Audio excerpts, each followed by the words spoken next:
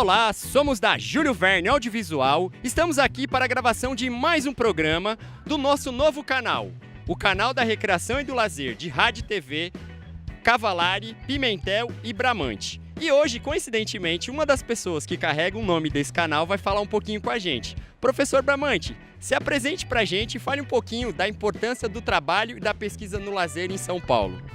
Que ótimo. A gente vai vivendo e aprendendo, né? Que é extraordinário participar desse filme, né? E, bem, eu estou nesse campo, né, dos estudos do lazer há muito tempo, pelo menos há 40 anos, né? Comecei trabalhando em prefeitura, implantando uma política pública de lazer, aí estudando mais, fui fazer o doutorado nessa área, voltei, fui para a Unicamp, no Departamento de Estudos do Lazer, e na época criamos com um grupo o Encontro Nacional de Recreação e Lazer, o ENAREL, e que já vai estar agora na 30ª edição. A geração mais nova, vamos chamar assim, criou a associação, a ANPEL, não é? E que por extensão a revista, a Rebel, e também o evento, né, o CEBEL, que é o Congresso de Investigadores do Lazer. Então, você falou sobre pesquisa, né? Não é só no lazer que a pesquisa é importante. Hoje em dia, eu acredito que sempre, né, em tudo que você faz, é fundamental gerar conhecimento. E não se gera conhecimento achando, eu acho isso, eu acho aquilo, né? Eu vou buscar conhecimento no conhecimento e, a partir dessa base, eu avanço através da pesquisa.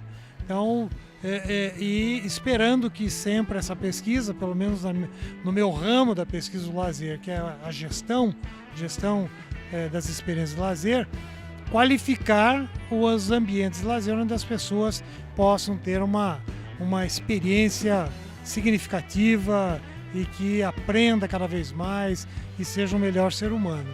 Legal, então você já deu para ter uma ideia de que hoje a gente vai falar de um assunto extremamente interessante. Então, antes disso, já que a gente já deu uma abertura, então só para vocês saberem, nós somos a Júlio Verne Audiovisual, somos uma plataforma de conteúdo de mídias digitais para TV e rádio. E esse canal nosso, o objetivo dele é tematizar a recreação e o lazer, tanto no sentido das práticas, como da questão da pesquisa de base ou a pesquisa acadêmica, como também os processos que o lazer tá. Professor, a gente está aqui no Congresso Mundial do Lazer. Depois de 20 anos, né, o SESC e São Paulo está sediando esse evento. O que você pode falar para a gente um pouquinho da importância de a gente ter novamente, depois de 20 anos, um evento que discute o lazer, com o tema Lazer Sem Fronteiras, né? Na conjuntura que a gente está e o sentido da importância de termos novamente esse evento para reunir profissionais do lazer e pessoas da áreas afins. Olha, pode parecer um paradoxo, né? Exatamente no momento que o país vive grandes dificuldades de todas as naturezas, sediar um Congresso Mundial do Lazer. E ainda, algo mais paradoxal, é que é o único país que sediou por 2 vezes um Congresso Mundial do Lazer. Ele existe desde os anos 80, a cada 2 anos é feito num país, nunca teve a repetição, se teve num país, nunca foi a mesma organização. E aqui não, aqui em 98, né, eu tive o privilégio de participar um pouco da organização, na época ainda era muito ativo na própria Unicamp e membro do conselho diretor e da Associação Mundial do Lazer. E agora, sobre outra denominação, é a Organização Mundial do Lazer. Desde janeiro voltei a fazer parte, né, do conselho diretor e me entusiasmei a voltar exatamente porque seria feito no Brasil esse evento. Eu acho que para nós é uma rara oportunidade, quem está nesse campo, poder assistir os trabalhos que estão sendo apresentados, os workshops, as conferências, né? Enfim, conversar com pessoas de 37 países. Então é imperdoável alguém do campo do lazer e não tenha vindo para cá. Por isso tem mais de 1.000 pessoas aqui no evento. Professor, uma questão importante, qual é o desafio de pesquisar uma área que é um direito humano, segundo a Constituição, tem um item na Declaração Universal dos Direitos Humanos, tem a Carta do Direito ao Lazer, que por sinal foi uma carta que saiu desse evento há 20 anos atrás. Qual é o desafio de ser pesquisador de uma área que é sempre um desafio entender se o lazer é meio, ele é fim, ou ele é as duas coisas. Ou ele é algo que é isso e aquilo, e mais algumas coisas que a gente está descobrindo. O que você pode falar pra gente sobre isso? Eu acho que é a alternativa C. É isso, é aquilo e mais alguma coisa. Eu acho que essa é uma das grandes dificuldades que o campo do lazer sofre, é de não ter o seu recorte epistemológico muito claro. Nós atuamos nos mais distintos lugares, as nossas práticas são as mais variadas possíveis, e para o meu conforto didático-pedagógico, eu começo dizendo que a gente atua no âmbito da não obrigação da pessoa. A partir daí, então, que tem uma série, porque a gente tem que criar alguns condicionantes, né, para estudar um objeto. E o lazer em si, ele é muito complexo, porque ele é multidisciplinar, tem muita gente trabalhando na área, nas mais distintas formações, ele é transversal, quer dizer, ele não se faz sozinho, não adianta uma prefeitura ter um departamento de lazer, não vai dar certo, porque se ele não atuar transversalmente com uma área de esportes, área da cultura, meio ambiente e tantas outras áreas, então não vai dar certo. Essa é a dificuldade que nós temos. Nós temos dificuldades no setor público de estabelecer uma política duradoura, não chega a durar às vezes nem uns 4 anos de um mesmo governante, e aqui a gente sofre ainda de uma síndrome, né, que independente do país, troca o governante, é melhor trocar tudo para ver o que acontece. E então, no setor público, a gente tem um enorme desafio.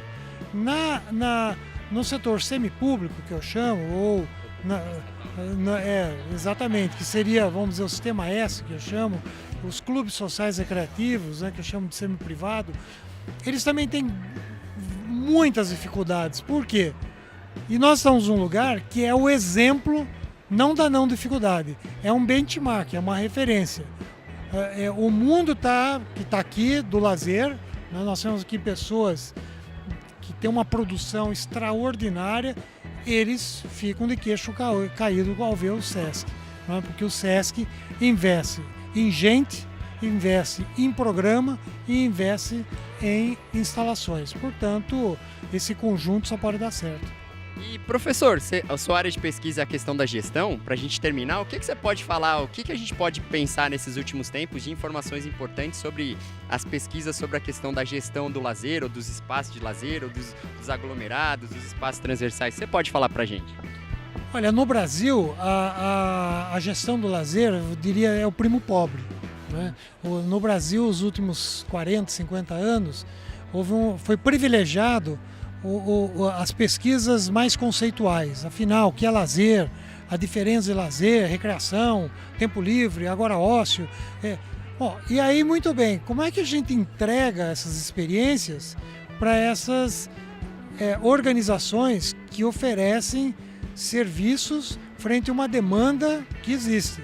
Então, a preocupação nossa é muito mais nessa linha de conhecer as pessoas, conhecer os seus desejos, lidar com as dificuldades, porque as pessoas nem sempre falam, mas quase nunca a gente pergunta, então a gente não vai saber o que ela gosta.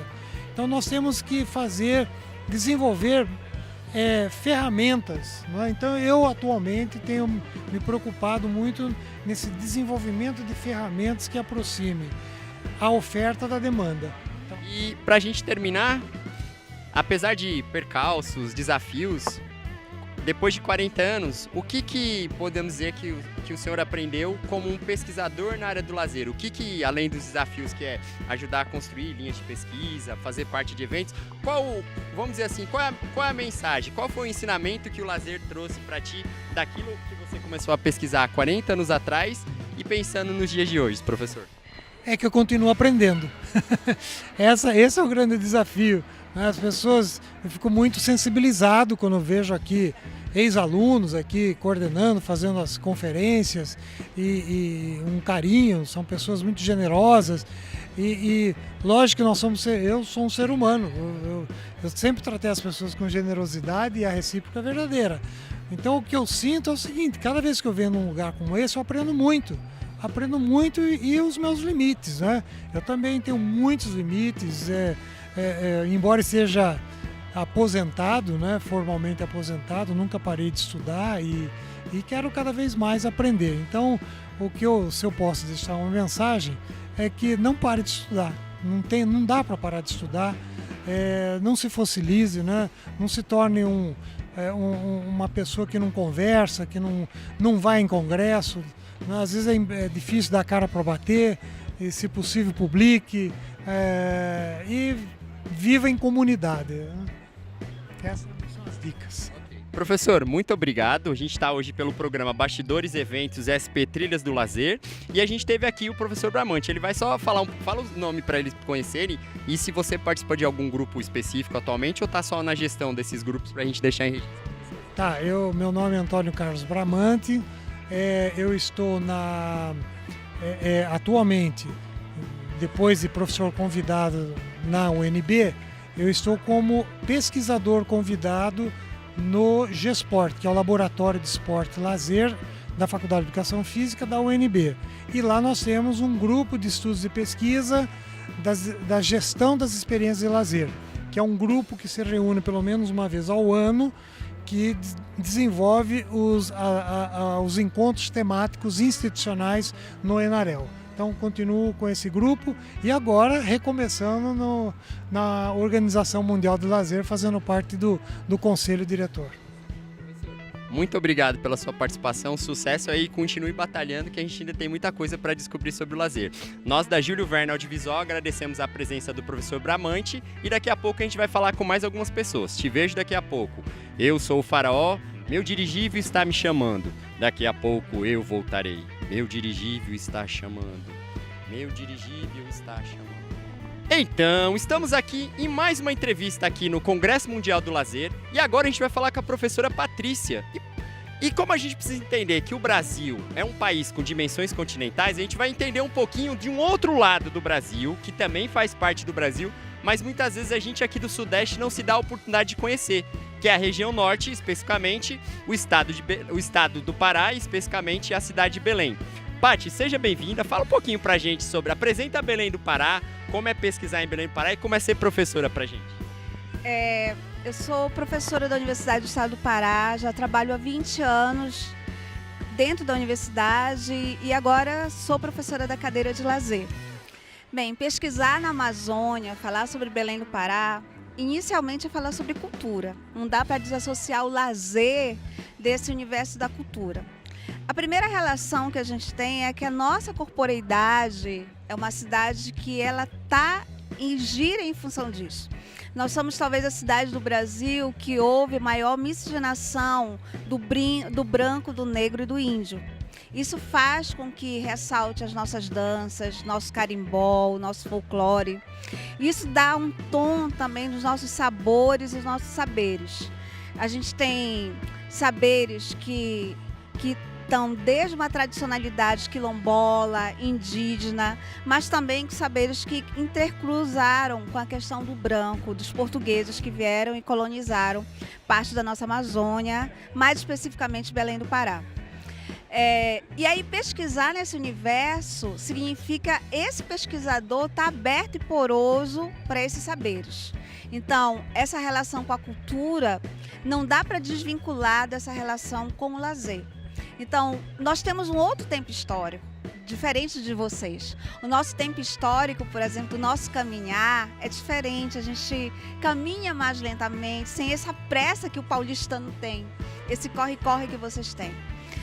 O nosso tempo do nosso semáforo, ele leva de 2 a 3 minutos. Aqui eu pude perceber que são assim intervalos, né, de segundos e o povo já atravessa correndo. A gente vai até a feira e a gente procura o feirante que a gente já está acostumado a comprar há anos. E a gente para conversar com esse feirante, para trocar ideia. Então, essa é uma relação muito diferente do que vocês têm aqui. Isso é uma coisa assim que a gente, na verdade, percebe e nos chama a atenção em relação a, se a gente fosse comparar com esse universo que vocês têm no Sudeste.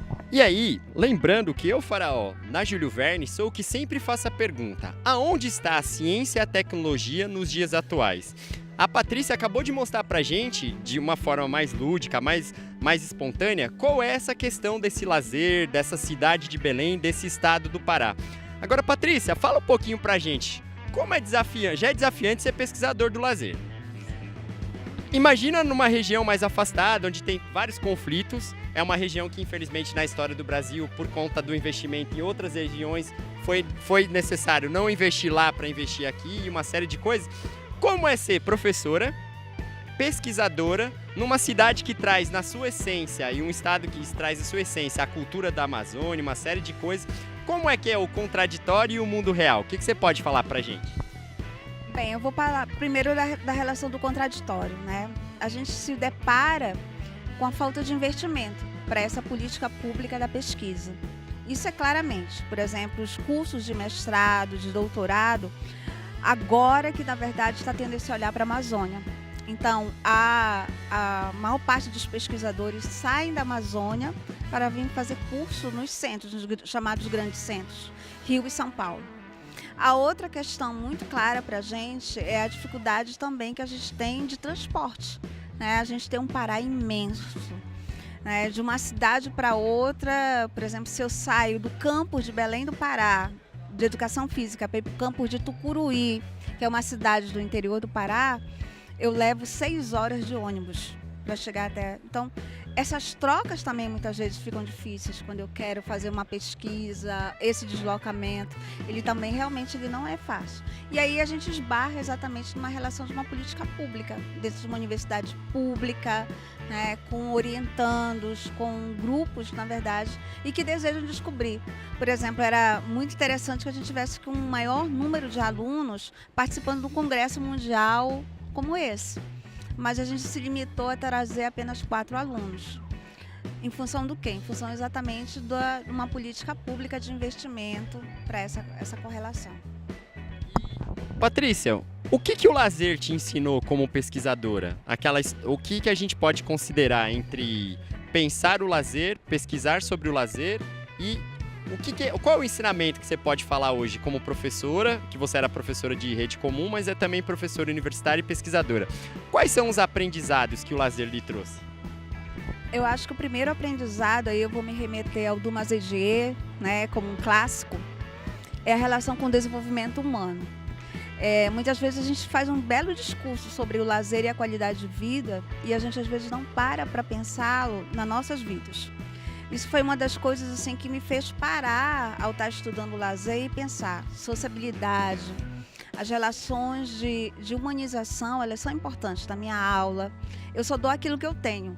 Eu só ensino aquilo que eu sei. Então, se eu não trabalho isso em mim, eu não tenho como provocar essas discussões e fazer essas reflexões para os alunos. Nas salas de aula, nas praxes, no olhar para a pesquisa, para o ensino e para a extensão.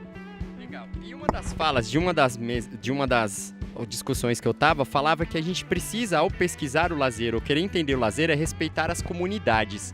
O que você pode falar pra gente sobre como é pesquisar uma comunidade, adentrar essa comunidade, falar dela, mas de uma forma onde realmente eu digo sobre ela e não uma forma onde ou eu idealizo essa comunidade ou eu mostro ela de uma forma meio... como se fosse apenas um painel. O que você pode... Eu acho que foi uma das falas interessantes. O que você pode falar pra gente sobre isso? A primeira questão que a gente levanta e que a gente tem discutido é a ética na pesquisa. Então não tem como eu ir lá, por exemplo, agora a gente fechou um trabalho com a tribo Tembé do Alto Rio Guamá. E a nossa entrada, ela se deu a partir de 2 alunas que trabalhavam e que trabalham nessa tribo como professoras. E a ideia do TCC delas foi investigar exatamente a chegada da tecnologia nessa tribo. Porém, para entrar e discutir, então a gente vai tomar pé de uma relação do interculturalismo.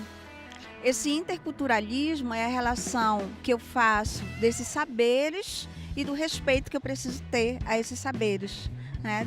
No caso, com o povo Tembé, com os índios da etnia Tembé. A outra relação, clara, se eu fechar a pesquisa, eu preciso levar o resultado dessa pesquisa para eles assistirem, para eles verem. Foi o que nós fizemos agora recentemente. Legal. A gente está terminando já a nossa conversa contigo.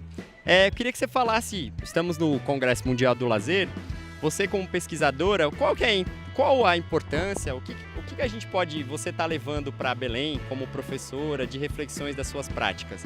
E aí poder fazer também suas considerações finais, por gentileza. Primeira questão, se a gente discute lazer, é extremamente rico um congresso desse, da gente troca de ideias, né?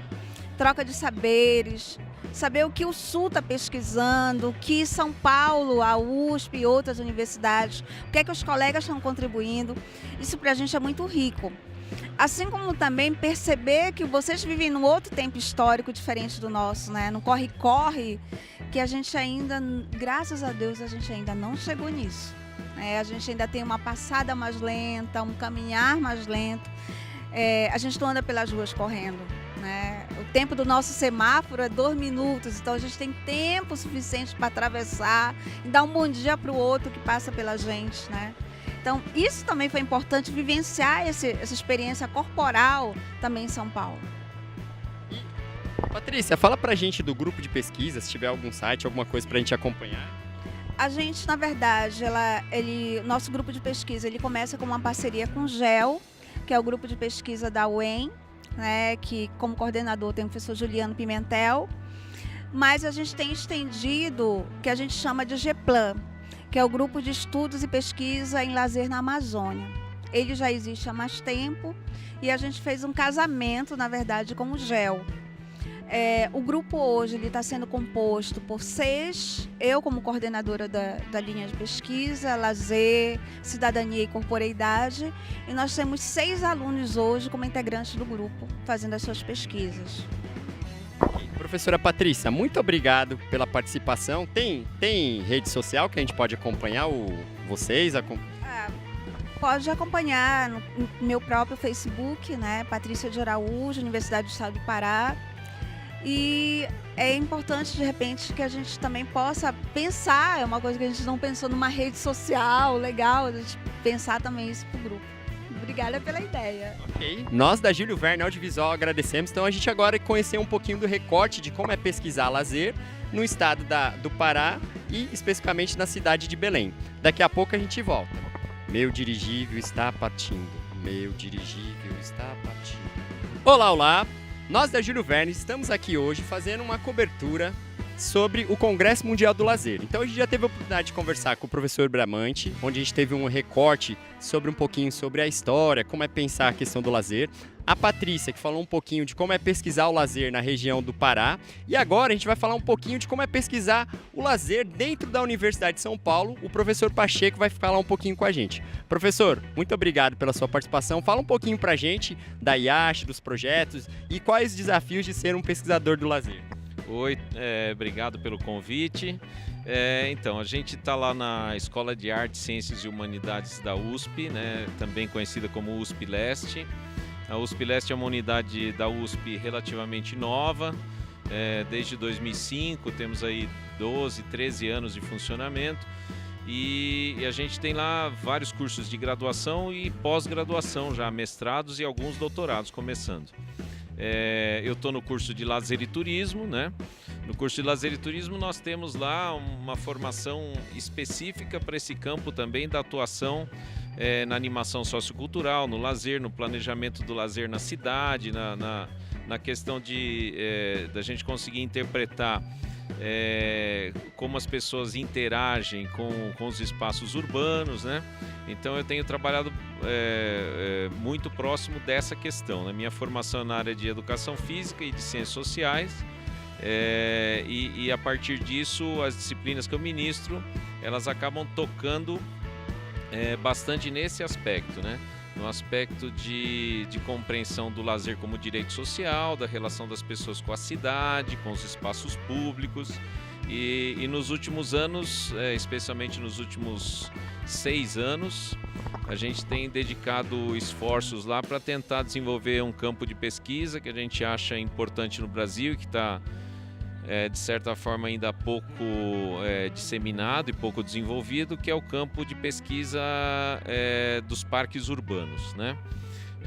Então a gente tem já há 6 anos lá um grupo trabalhando com isso, especialmente o que a gente chama de gestão e uso público dos parques urbanos. Dentro desse grupo tem outros professores, obviamente, né, que trabalham comigo. O professor Sidney Raimundo, que é geógrafo, o professor Antônio Carlos Sarti, que é também da área de turismo.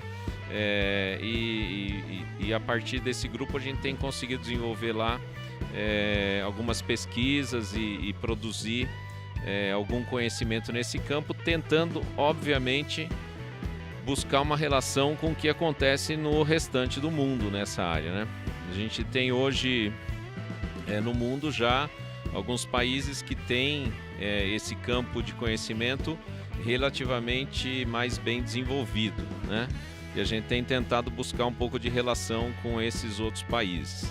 Temos participado, portanto, também de alguns congressos internacionais nesse campo dos chamados parques urbanos. Professor, qual é o desafio de pesquisar lazer numa conjuntura atual e, ao mesmo tempo, como é que eu creio que é desafiante, é fazer isso dentro da Universidade de São Paulo, num campus novo, num campus que, como você mesmo disse, ele tem pouco tempo comparado à universidade que já tem mais de 50 anos. Qual é o maior desafio de trabalhar nesse campo, num espaço novo, e é um espaço que está cheio de coisas para serem pesquisadas também, né? Então, a Universidade de São Paulo tem um pouco mais de 80 anos, né? É considerada uma das universidades mais antigas do país, se não a mais antiga, né? Há uma discussão sobre isso, mas enfim. E como universidade, ela sempre se pensou e se constituiu a partir da ideia de produção de conhecimento, né? Então, eu acho que é um dos pilares e o pilar fundamental de uma universidade como instituição é a sua capacidade de produzir conhecimento novo, de produzir inovação, né? E a partir disso, obviamente, os outros pilares também são importantes, né? Que é o ensino, a formação de recursos humanos, né, para o país, e a extensão, né, a oferta de serviços comunitários. Então, a USP, embora seja uma universidade muito vocacionada para pesquisa, em alguns campos, obviamente, essa pesquisa ela precisa ser fomentada, ela precisa ser melhorada, né? E o que a gente acha que é o nosso caso, né? Porque é um campo, se a gente pensar na realidade brasileira, relativamente novo, né? Se a gente imaginar que o lazer como direito social vai aparecer na Constituição brasileira só há exatamente 30 anos atrás, em 88, então nós temos aí uma lacuna muito grande ainda de desenvolvimento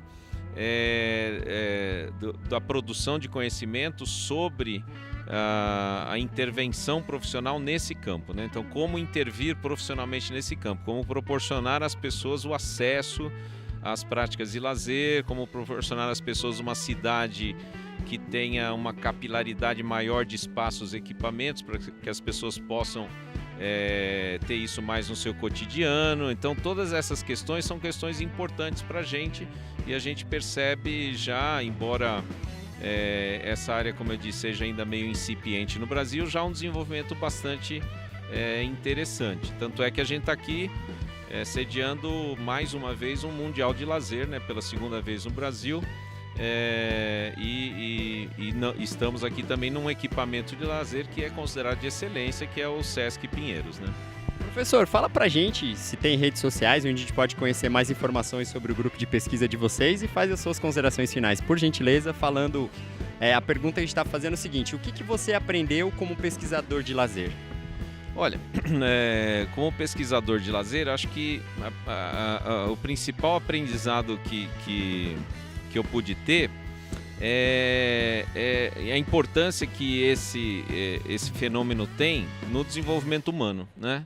Então, acho que é uma coisa que me encanta perceber como no tempo de lazer as pessoas de fato podem se aproximar muito mais dos seus interesses, daquilo que realmente interessa para o seu desenvolvimento, né? E se vocês quiserem acompanhar mais dessa discussão, eu acho que eu posso dar pelo menos 2 dicas aqui que podem ser interessantes. A primeira delas é acompanhar o site da EASH, que é a Escola de Artes, Ciências e Humanidades da USP, também conhecida como USP Leste. No site lá você vai ter informações diversas sobre os cursos lá da USP Leste e também sobre o curso de Lazer e Turismo, inclusive com link lá para o currículo, para você ver como que o curso é pensado. Eu acho que uma outra dica interessante, a gente tem um pequeno canalzinho também no YouTube que vale a pena vocês acessarem, que se chama Cidade, Educação e Políticas Públicas, no qual os estudantes de lazer e turismo produzem pequenos documentários de 5 minutos, de 3 a 5 minutos, mostrando aspectos de lazer e turismo da cidade de São Paulo. Então esse canal também tem tido uma repercussão relativamente boa. A gente tem lá pelo menos uns 20 vídeos diferentes já produzidos pelos estudantes, e essa é uma disciplina, inclusive, do curso, na qual os estudantes fazem esse trabalho final, que é a produção de pequenos documentários sobre a vida cotidiana de lazer da cidade de São Paulo. Então convido vocês a acessarem lá Cidade, Educação e Políticas Públicas. O grupo de pesquisa, a gente está vinculado ao Grupo Interdisciplinar de Estudos do Lazer, chamado GIEL. Ok, professor, muito obrigado pela sua presença. Só fazer um comentário de um pouco do que o professor falou. Antes de ontem, eu estava aqui vendo uma apresentação de capoeira e tem uma coisa muito próxima do que o professor falou. Antes de começar a apresentação do grupo de capoeira, tinha uma menininha pequenininha segurando um instrumento de percussão e a mãe dela ia apresentar. Quando o grupo de capoeira começou a apresentar, no fundo tinha 2 crianças brincando, enquanto um dos parentes deles estava se apresentando na roda de capoeira. Então acho que um pouco disso que você falou, dessa história as maneiras como as pessoas interpretam os lazer, os usos, então acho que é interessante, que foi uma situação bem interessante pra gente que pesquisa o lazer, onde você vê criança, onde para uma era percussão e a outra brincando com brinquedos enquanto acontecia a roda de capoeira. Então acho que é interessante, como o professor falou, como é uma área interessante, desafiante, tem uma série de coisas pra gente pegar e pra poder estudar. Professor, muito obrigado pela sua participação. Nós estamos aqui na cobertura do Mundial do Lazer e nós somos da Júlio Verne Audiovisual. Daqui a pouco a gente volta. Meu dirigível está partindo. Meu dirigível está partindo. Pois bem, estamos terminando então mais uma atividade da Júlio Verne Audiovisual. Então a gente esteve hoje pelo nosso canal da Recreação e do Lazer, de TV e rádio, Cavalari, Pimentel e Bramante. É um canal novo que a gente está estreando somente para discutir a questão da recreação e do lazer. A gente está aqui em São Paulo, na unidade do Sesc Pinheiros, e a gente fez uma conversa rapidamente com alguns pesquisadores durante o Congresso Mundial do Lazer, que, como foi dito, há 20 anos atrás também foi sediado aqui em São Paulo, mas por outra unidade do Sesc, na unidade Vila Mariana. Espero que vocês tenham podido entender um pouquinho da importância dessa área, dessas pesquisas. A gente vai ter outras produções, logo vai ter um evento chamado Enarel, que é o Encontro Nacional de Recreação e Lazer, tem o CEBEL, que é o Congresso Brasileiro de Estudos Lazer, tem o CEL, que é o Seminário de Estudos Lazer, entre outros, onde nosso canal vai estar transmitindo para vocês. E só para a gente terminar, por que é importante estudar e discutir o lazer? O lazer, como o próprio professor Pacheco disse, é um direito social também. E o grande desafio para o Brasil, como qualquer outro país, é discutir um direito social numa época onde uma sociedade está em transformação e prefeita em uma constante transformação dia a dia. Então nós, da Júlio Verne, estivemos aqui, espero que vocês tenham gostado. Esse foi mais um programa Bastidores e Eventos, juntamente com o SP Trilhas da Cultura. Eu sou o Faraó Ramsés e hoje estivemos aqui para falar um pouquinho durante o Congresso Mundial do Lazer e para falar um pouquinho sobre a importância dessa área temática. Eu vou me despedindo aqui porque já estão me avisando que meu dirigível está partindo. Gato de Botas, onde que está meu dirigível? Meu dirigível, por favor, tragam o dirigível, preciso partir para uma nova busca sobre ciência e tecnologia. Meu dirigível está partindo. Meus caros, nos vemos no próximo programa.